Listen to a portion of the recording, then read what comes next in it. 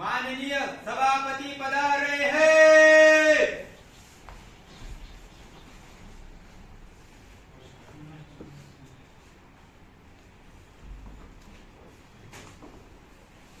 एक साथ राष्ट्रगीत के लिए खड़े होंगे, खड़े हो। एक साथ राष्ट्रगीत शुरू करेंगे, शुरू कर।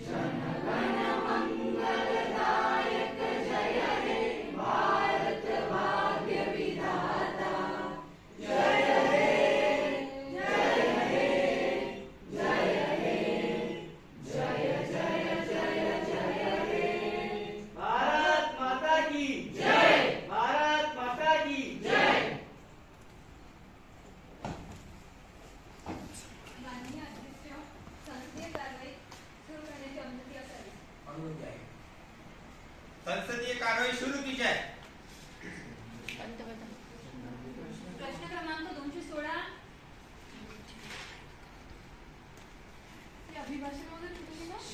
सभापति, माननीय सभापति महोदय जी, हम आपके माध्यम से, इस सदन के माध्यम से सत्ताधारी पक्ष के माननीय पर्यावरण मंत्री जी को पूछता हूँ कि माननीय पर्यावरण मंत्री जी, कि देश में वायु प्रदूषण का स्तर धीरे धीरे काफी हद तक बढ़त रहल। अध्यक्ष महोदय, वायु प्रदूषण के कारण हार्ट अटैक जैसे बीमारी समाज में कई लोगन का प्रभावित करत है। हार्ट अटैक के कारण अध्यक्ष महोदय लगभग एक साल में 15 से 20 हजार लोगों की मृत्यु हुई है। अध्यक्ष महोदय, हमारे पर्यावरण मंत्री जी इन बीमारियों को रोकने के लिए कौन कौन सी योजना लेकर आए हैं, इस सदन के माध्यम से हम जानना चाहता हूं। और अध्यक्ष महोदय, आजकल सबसे बड़ा मुद्दा है अध्यक्ष महोदय वनों की कटाई। अध्यक्ष महोदय, हमारे देश में एक साल में लगभग 15 करोड़ पेड़ पौधा कटाई की जाता है। उसको कटाई रोकने के लिए माननीय पर्यावरण मंत्री जी ने कौन कौन से कार्य किए हैं, हम इस सदन के माध्यम से जानना चाहते हैं। अध्यक्ष महोदय, वनों की कटाई के कारण देश में कई पशु पक्षियों और प्राणियों की प्रजाति है जो पूरी तरह से विलुप्त होती जा रही है। अध्यक्ष महोदय, हम माननीय पर्यावरण मंत्री जी से ये पूछना चाहता हूँ कि उनके संरक्षण खातिर इनकी सरकार ने, इनके मंत्री ने कौन कौन सी योजना को लेकर आए हैं।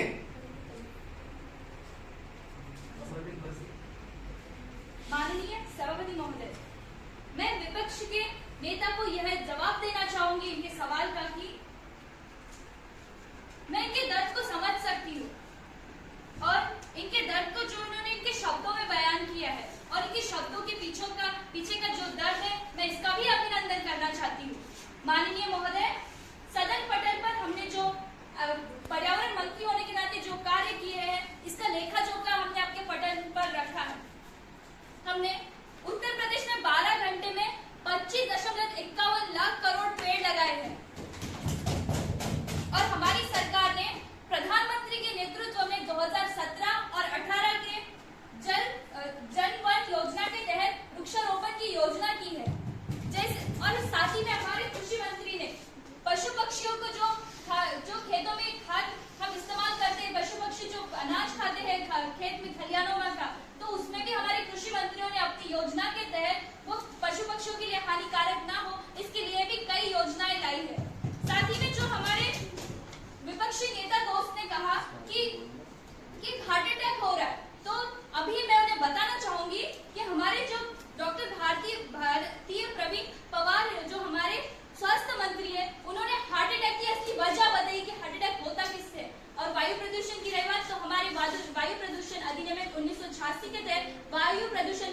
सरकार ने बहुत सी पैमाने में उस पर बंदिशें लगाई है। मैं यही अपने साथी मित्र को जवाब के तौर पे बताना चाहूंगी माननीय महोदय।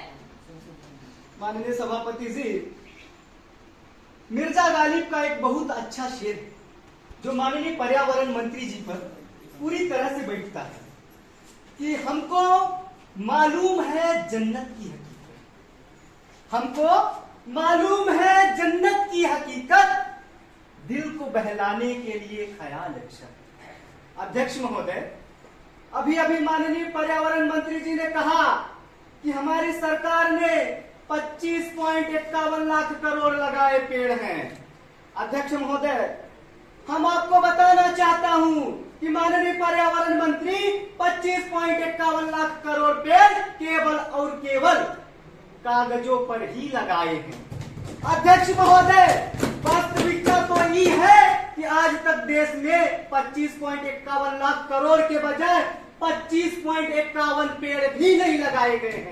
अध्यक्ष महोदय, वो जो 25.51 लाख करोड़ का पैसा है वो माननीय मंत्री जी अपने पॉकेट में छुपा के रख लिए और देश पर केवल और केवल कागजों पर पेड़ लगाने का नाटक कर रहे हैं। अध्यक्ष महोदय, हम ये कहना चाहूंगा कि माननीय पर्यावरण मंत्री जी कि आपके पांव के नीचे जमीन नहीं है। माननीय पर्यावरण मंत्री जी सुन लीजिए कि आपके पांव के नीचे जमीन नहीं है। शर्म कीजिए, कमाल है आपको फिर भी यकीन नहीं।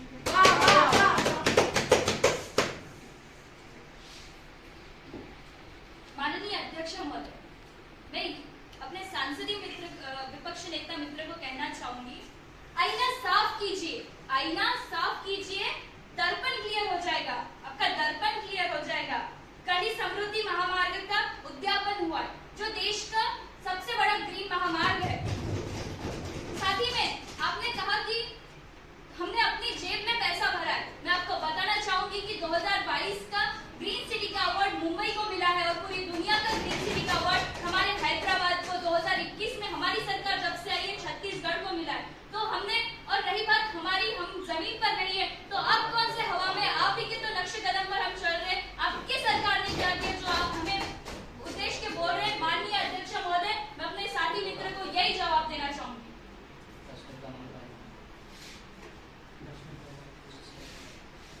प्रश्न क्रमांक 217। प्रणाम सभापति महोदय, मैं आपके माध्यम से माननीय कृषि मंत्री जी से ये पूछना चाहती हूँ और सद्य स्थिति से अवगत करना चाहती हूँ कि अपना भारत देश एक कृषि प्रधान देश है। देश की अर्थव्यवस्था कृषि पर भी कई मात्रा में निर्भर है, यह हम सबको पता है। लेकिन क्या उस किसान की परिस्थिति का हमें भान है? हमारी सरकार को उनका भान है? सभापति महोदय, किसानों की आत्महत्या रोकने के लिए तथा उनके फसलों को उचित भाव देने के लिए सरकार किस तरह कार्य कर रही है और कौन कौन से उपाय योजना लेकर आई है? सभापति महोदय, जब किसान आत्महत्या करता है, मरने के बाद उसके परिवार का क्या आत्महत्या करता है, इसके बाद परिवार का क्या हाल होता है, मैं आपको दो पंक्तियों के माध्यम से बताना चाहती हूँ कि बाप की दवाई गई, बेटी की पढ़ाई गई, बाप की दवाई गई, बेटी की पढ़ाई गई, छोटी छोटी बेटियां की छुट्टियां चली गई। और मंत्री जी आपके लिए तो एक आदमी बना है, और मंत्री जी आपके लिए तो एक आदमी बना है, उस किसान की तो रोटियां चली गई।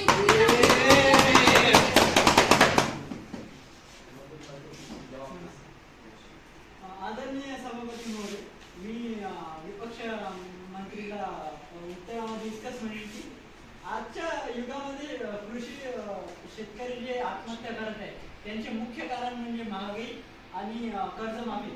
शेतकऱ्यांना कर्जमाफी मिळत नाही म्हणून ते आत्महत्या करत आहे, शेतकऱ्यांना महागाई वाढत आहे म्हणून ते आत्महत्या करत आहे। याचा मागचा उद्देश म्हणून महागाई वाढत आहे। वाढत्या युगामध्ये शेतकरी, त्यांनी म्हटलं की शेतकरी हे नाही करत आहे, तो हे नाही करत आहे, वाढत नाही, प्रगती नाही करत आहे।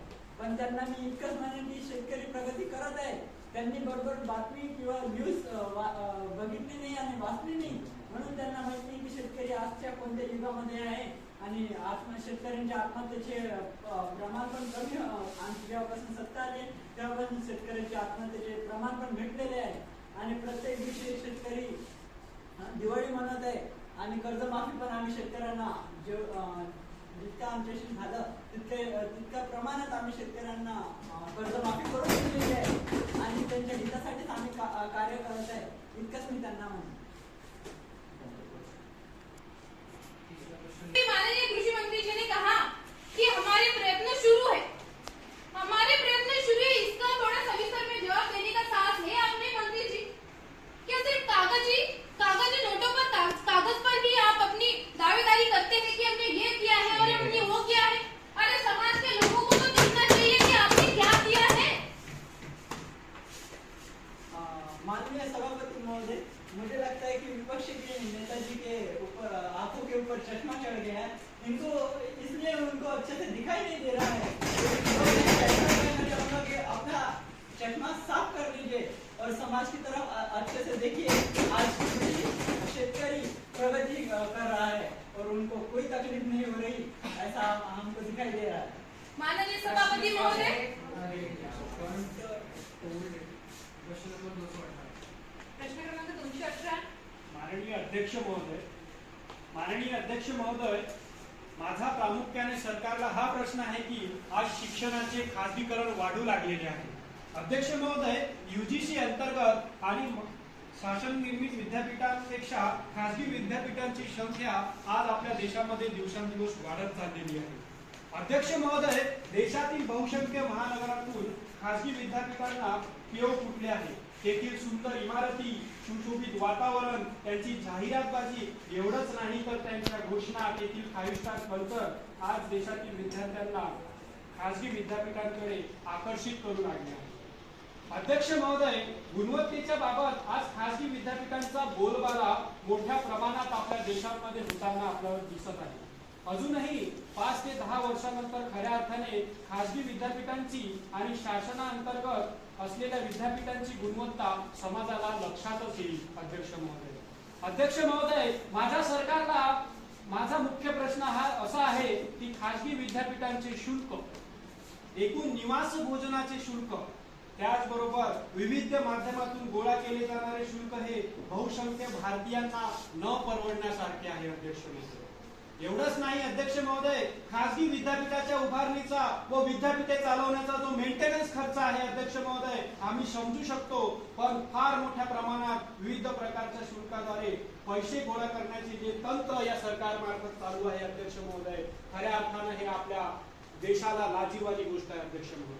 अध्यक्ष महोदय, माझा सरकारला हा प्रश्न आहे की शासनाने खासगी विद्यापीठा संदर्भात देश पातळीवर कोणते समान सूत्र आहे हे आम्हाला या ठिकाणी या देशाला सांगावं की या देशामध्ये समान सूत्र कोणते आहे हे आम्हाला कळावं, एवढंच आम्हाला सरकारकडून अपेक्षा आहे.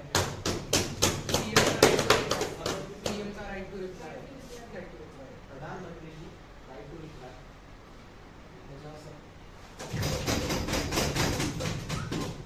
नमस्कार माननीय सभापति जी, मैं आपको धन्यवाद देना चाहता हूं कि आपने मुझे राइट टू रिप्लाई के लिए मुझे अनुमति दी.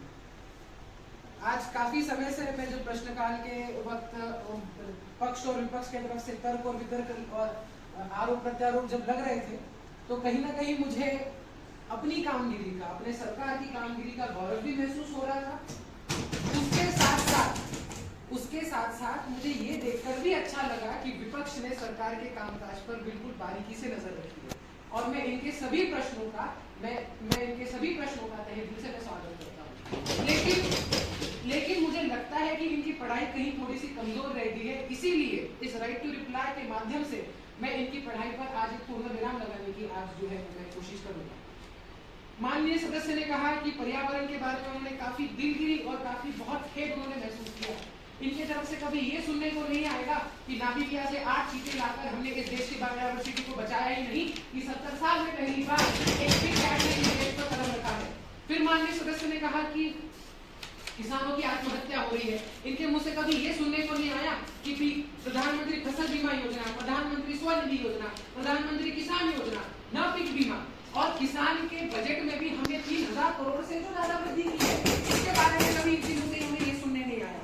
माननीय एक सदस्य ने तो ये भी कह दिया कि यूजीसी और जो प्राइवेट एजुकेशन है इसका स्तर जो है इसका काफी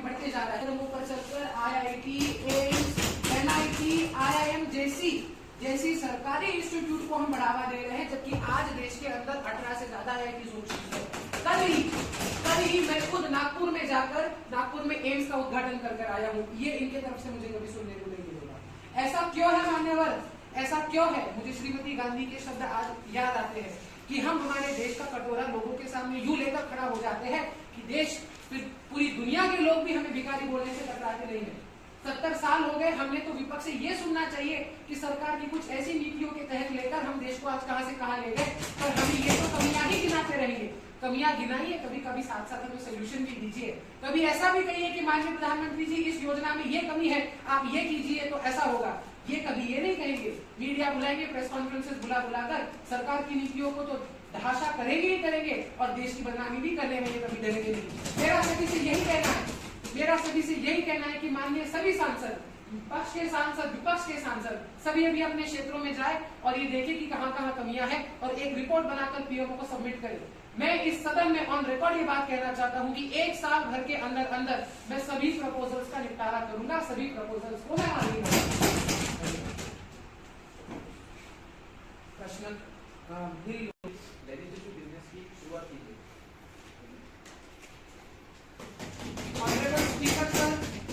Honorable Speaker, sir, I beg the leave of the House that the People's Representation Act of 1951, Amendment Bill 2022 shall be put into consideration.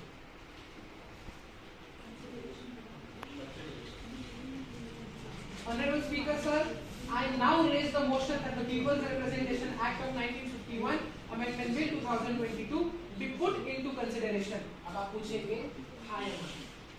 हाँ या ना? हो।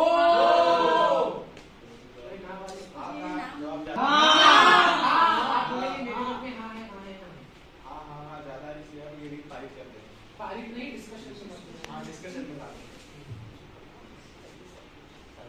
माननीय सभापति जी, इस सदन में इस समय खड़े होते हुए और इस ऐतिहासिक अमेंडमेंट को लाते हुए मुझे 2 चीजों का जो है काफी ज्ञात हो रहा है कि पहले तो इस बिल को इंट्रोड्यूस करने से पहले, इस बिल के प्रोविजंस बताने से पहले मैं इस सदन को इस एक्ट की, इस ओरिजिनल एक्ट की अहमियत और गरिमा का मैं एक जो है दर्पण दिखाना चाहता हूँ। ये वही एक्ट है जो संविधान के रचनाकार बाबा साहेब आम्बेडकर पहले जनरल इलेक्शन के पहले इसे कॉन्स्टिट्यूएंट असेंबली में लाए और इसे पहले जनरल इलेक्शन से पहले इसे लागू कर दिया गया। ये वही एक्ट है जिसके तहत भारत के इतिहास में पहली बार भारत के किसी प्रधानमंत्री का चुनाव रद्द कर दिया।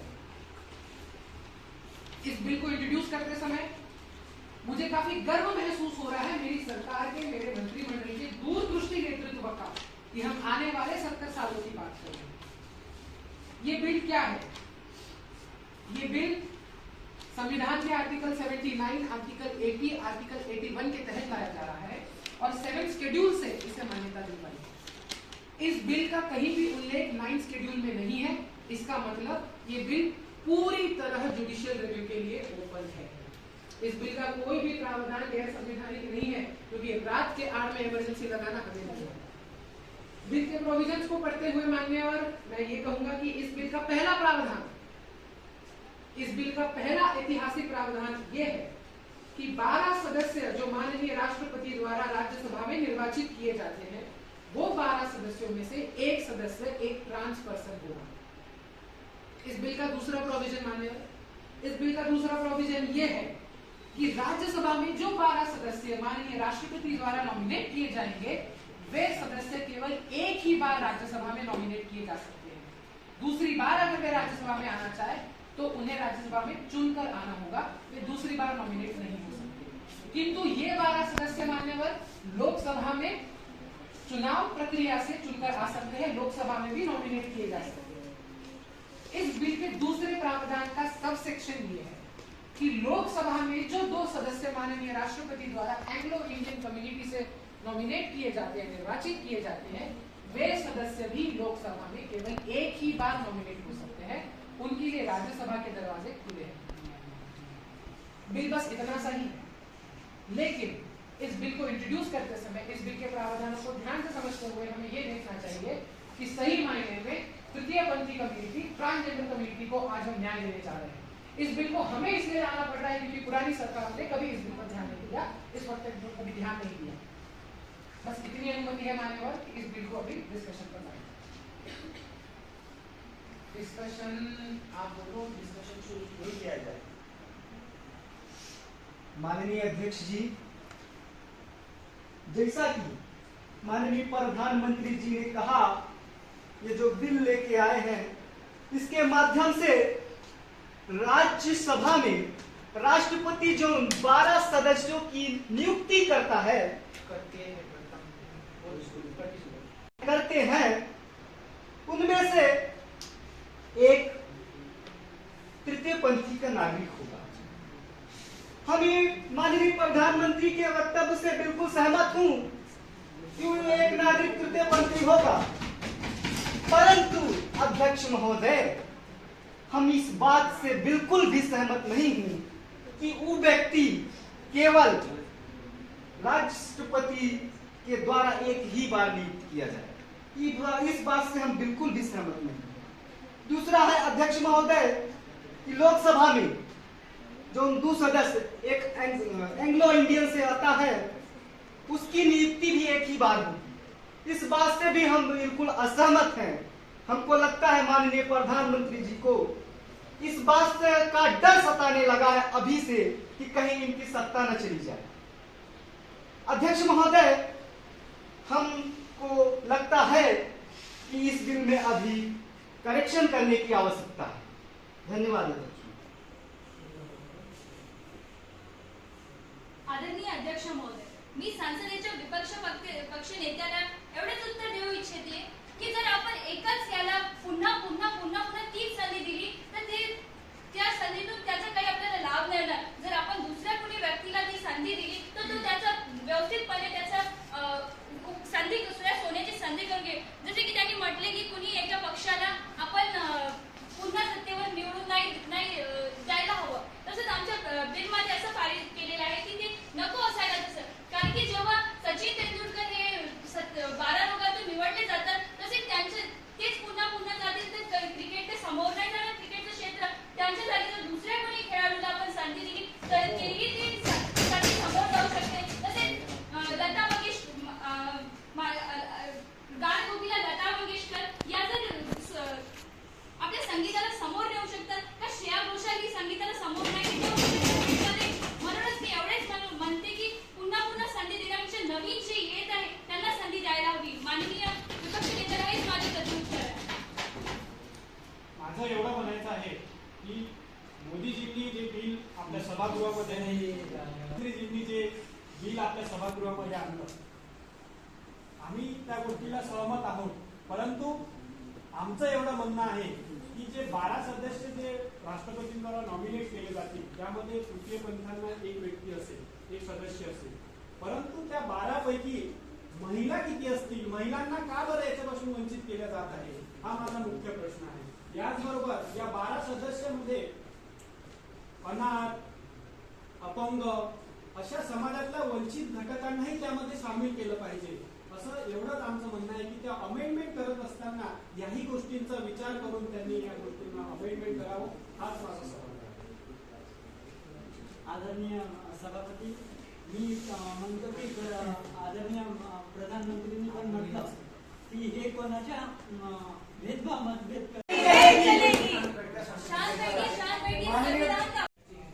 माननीय सभापति महोदय, आप बस आप बोलेंगे माननीय प्रधानमंत्री जी राइट टू एडिट हमारे पंतप्रधान ने जो बिल यहाँ पेश किया है उनका मैं तहे दिल से सम्मान करना चाहती हूँ। लेकिन जो 12 मेंबर उन्होंने बताए उसमें एक थर्ड जेंडर रहेगा, ये भी पता है। तो हमें ये लगता है तो उसमें आदिवासी बांधव क्यों नहीं? तो मेरी यही विनती है उनसे कि आदिवासी बांधवों के लिए भी कुछ सोचिए, उनके विकास के लिए भी कुछ सोचिए।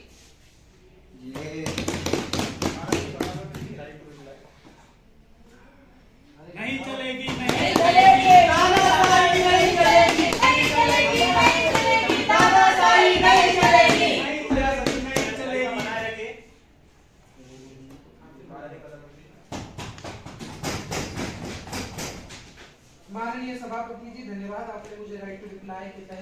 मेरी बात सदन में रखने का मौका दिया। जब बिल लाया गया, बिल पर आरोप प्रत्यारोप हुए, पक्ष और विपक्ष ने बिल्कुल ही अपने जो सारे अनुभव है, अपनी जो भावनाएं हैं इस बिल पर प्रकट की। राइट टू रिप्लाई के सेक्शन में मान्यवर, मेरा काम केवल विपक्ष के मुद्दों को काटना नहीं है, बल्कि विपक्ष के मुद्दों को जस्टिफाई करना भी नहीं है। इनके सवालों का जवाब देना भी तानाशाही है। चल रही है।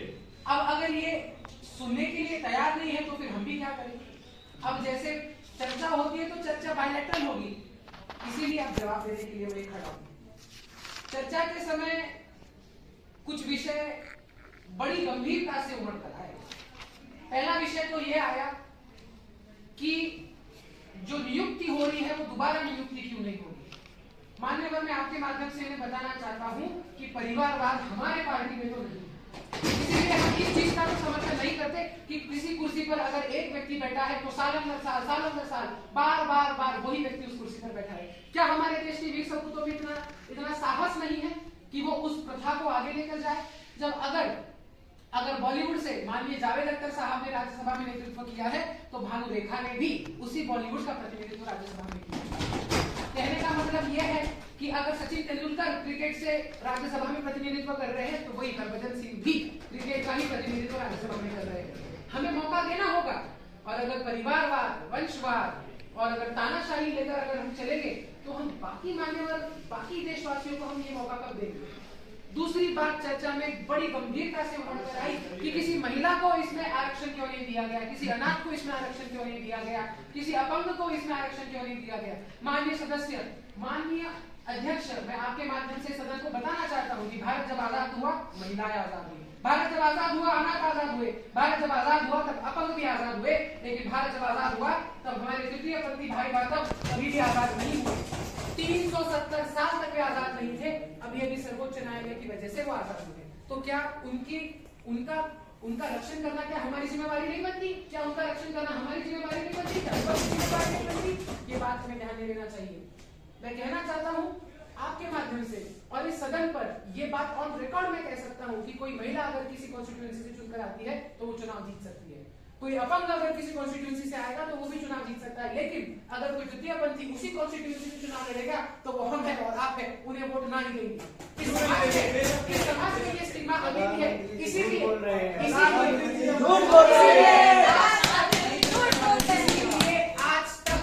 आज तक क्यों कोई तृतीय पंथी इस सदन में नहीं आया? मुझे बताइए, हमारी सरकार को तो आकर से 7 साल हुए हैं, आपने 70 सालों में क्या किया? इसी का देखना होगा। ये आपकी कमियों की विफलता है, इसीलिए हमें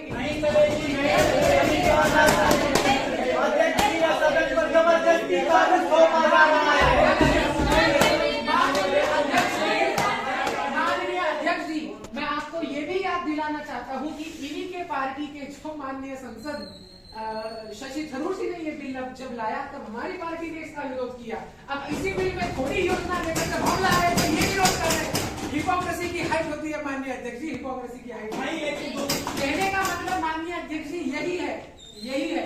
दूर के ढोल सुहाने हैं, हम बोले तो सोना है, आप बोलो तो मिट्टी है, ये नहीं चलेगा। ये नहीं चलेगा। प्रधानमंत्री की माफी मांगो, प्रधानमंत्री की माफी मांगो।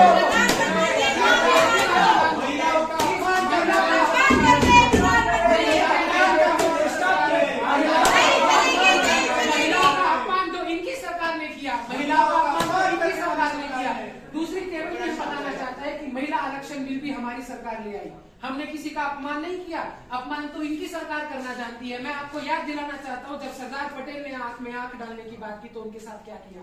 प्रणब मुखर्जी ने जब इनका अपमान करने की कोशिश की तो उनके साथ क्या किया? हम तो फकीर आदमी है, झोला लेकर चल पड़े।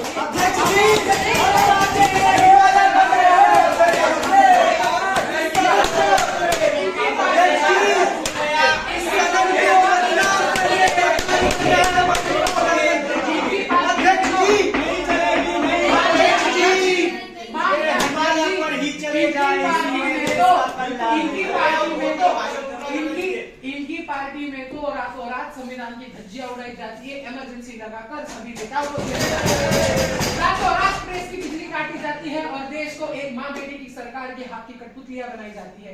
इन्हीं की सरकार में सारे डिसीजन तो 10 जनपद में लिए जाते हैं और आकर फिर संसद में इसका घोल डाला जाता है। मैं भूल नहीं सकता, मैं भूल नहीं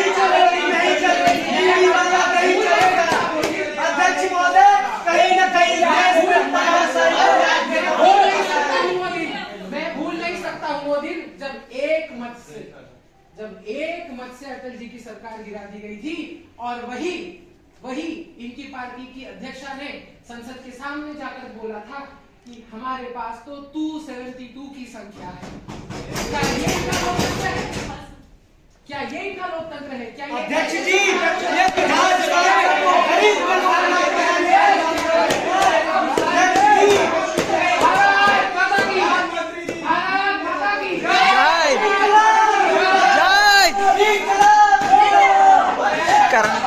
मतदान लेंगे जो पक्ष में वो प्रधानमंत्री जी ने जो बिल सादर किया उस पे हम मतदान करेंगे। जो इस बिल के पक्ष में है वो हाँ कहे,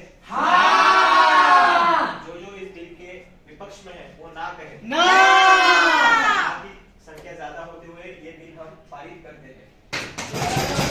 भारत माता की जय, भारत माता की जय, वंदे वंदे वंदे। एक मिनट उन्होंने 3 बार हाँ बोलना था, उन्होंने बोला नहीं। लोकसभा की कार्रवाई अगले मैंने दे दिया आपको, ये